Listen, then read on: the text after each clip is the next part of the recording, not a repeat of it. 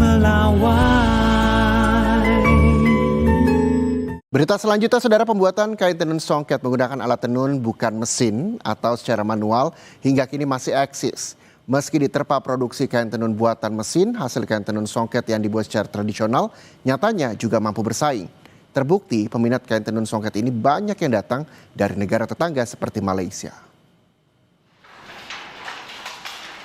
Bunyi irama ketukan kayu menyelimuti ruangan ukuran 600 meter persegi ini.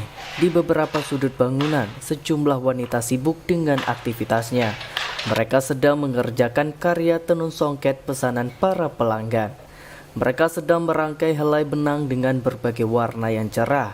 Secara hati-hati, motif kain tenun songket yang cantik pun mulai terlihat. Mereka setiap harinya menenun menggunakan alat tenun bukan mesin atau ATBM. Satu helai kain tenun songket dengan panjang 2 meter para pekerja membutuhkan waktu seminggu lamanya. Produksi kain tenun songket menggunakan alat tradisional ini berada di Jalan Kayu Mas, Kecamatan Payung Sukaki, Kota Pekanbaru Riau. Rumah produksi ini berdiri sejak tahun 1969 dan dijalankan secara turun-temurun. Wan Fitri Handayani selaku pemilik produksi kain tenun songket ATBM ini mengaku produksinya tetap eksis sampai saat ini. Yang paling diperhatikan adalah soal kualitas yang dihasilkan. Kain tenun songket yang dihasilkan juga memiliki ciri khas dibanding dengan kain tenun songket yang diproduksi menggunakan mesin. Kain tenun songket yang dihasilkan memiliki berbagai motif, seperti motif pucuk rebu, motif tampuk manggis, motif siku keluang, dan beberapa motif Melayu Riau. Hingga kini peminat kain tenun songket miliknya datang dari berbagai daerah di Indonesia. Bahkan para pembeli juga datang dari negara tetangga, salah satunya dari negara Malaysia. Tenun tangan itu tentu kita menjaga nilai tradisionalnya, handmade-nya, tenaga manusia yang akan kita gunakan, membantu perekonomian orang sekitar juga, tidak menggunakan listrik dengan mesinnya pabrik sekarang, dan di situ letak nilainya, di situ letak nilai mahalnya gitu. Yang membedakan dia memang pembuatannya lebih sulit, harus dengan kesabaran kita berurusan dengan selembar benang yang akan kita lahirkan menjadi sebuah kain.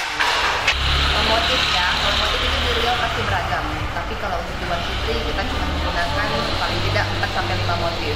Nah, itu yang biasanya yang paling banyak peminatnya itu pucuk rebu, ada yang namanya siku awan, ada yang namanya siku tuang, ada yang namanya tampuk manggis. Tantangannya apa? Tantangannya SDM. Karena kalau konsumen lihat sendiri, kita harus melahirkan sebuah dari benang melahirkan sebuah kain gitu. Nah, itu memadatkan ribuan benang-benang itu menjadi 2 meter kain itu kayaknya kita butuh penenun yang memang cukup tekun, konsisten, dan ya sabar lah untuk terus kerja di sini. Peminat kebanyakan dari instansi ya, kalau kita ngomongin penjualan itu lebih banyak instansi, butuh souvenir, kado, ciri khas oleh-olehnya Riau.